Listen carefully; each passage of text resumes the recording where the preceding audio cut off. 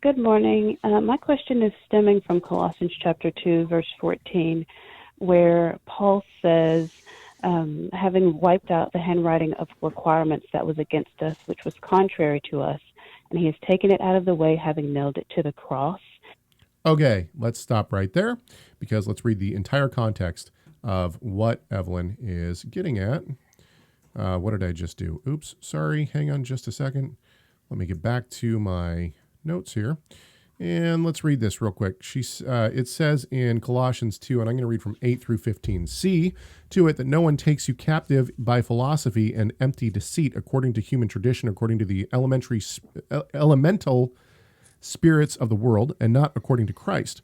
For in him the whole fullness of deity dwells bodily, and you have been filled in him, who is the head of all rule and authority. In him also you were circumcised, with a circumcision made without hands, by putting off the body of the flesh by the circumcision of Christ, having been buried with him in baptism, in which you were also raised with him through faith in the powerful working of God, who raised him from the dead. And you, who were dead in your trespasses and uncircumcision of your flesh, God made alive together with him, having forgiven us all our trespasses, by canceling the record of debt that stood against us with its legal demands. This he set aside, nailing it to the cross. He disarmed the rulers and authorities and put them to open shame by triumphing over them in him. Now let's go on with Evelyns question.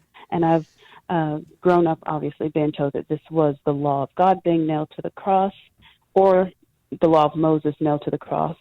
And I'm actually going back to Matthew chapter 27, verse 36 or 37, and it says, and they put over his head, over Yeshua's head, the accusation written against him. This is Jesus, the King of the Jews.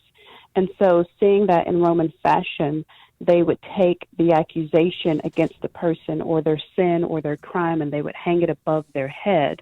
And I'm wondering if I'm properly exegeting Scripture and saying that maybe what Paul is saying in Colossians chapter 2 is that what was hanging over the head of Christ, just in the physical fashion, was what was accused of him, our accusations, the things that were against us, were what was nailed to the cross.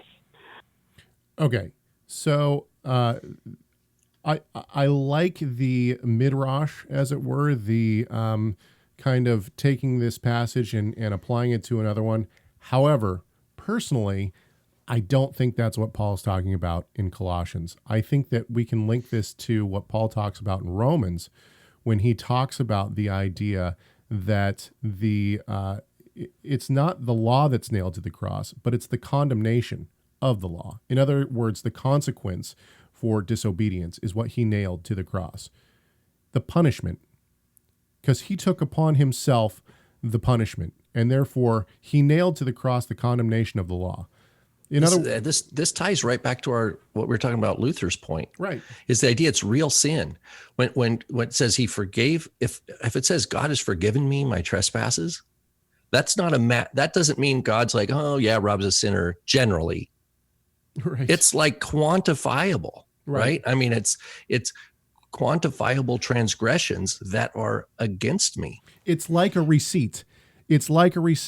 And you got Rob's receipt right itemized here. And itemized. Itemized every single sin that has ever happened. But next to, on your ledger, it says paid.